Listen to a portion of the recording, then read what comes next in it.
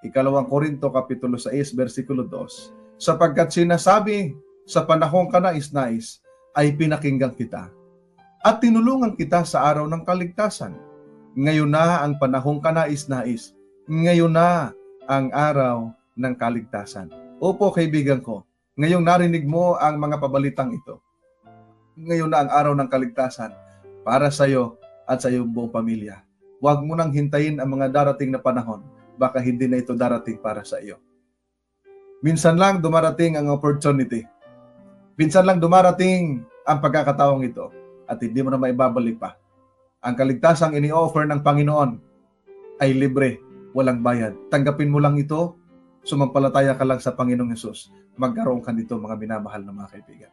Sabi nga ng kanta, ngayon ang araw ng kaligtasan mo, kaibigan ko. Baka ang bukas ay di na darating. Kaibigan ko, habang merong pang panahon sa bawat isa,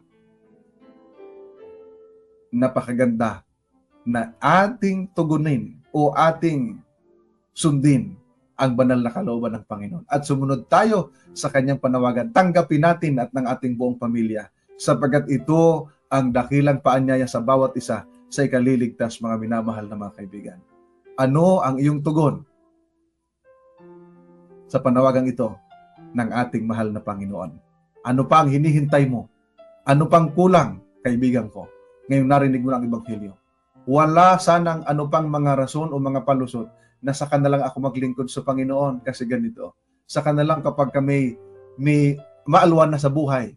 Saka na lang kapag marami nang naimbak. Saka na lang pagka ako'y makaiwan na sa bisyo. Saka na lang pagka ganito. Kaibigan ko, pag hindi dumating ang panahon na yon, baka mahuli na ang lahat. The Lord is inviting each one of you.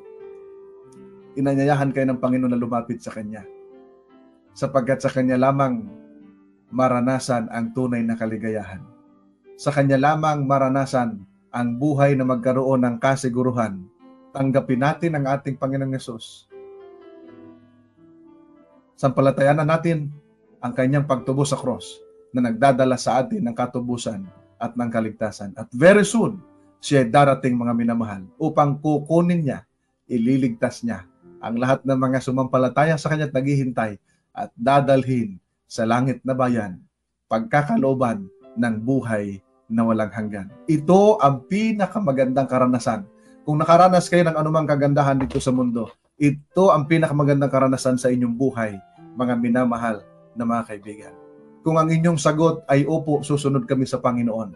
Susunod kami at gawin namin ang Kanyang kalooban. Ipasakop namin ang aming buhay sa Kanya. Isuko namin at kami magpabautismo ng banal na bautismo tulad ng aming Panginoong Hesus. Kung ito ang iyong desisyon, kaibigan ko, ito ang pinakamagandang desisyon.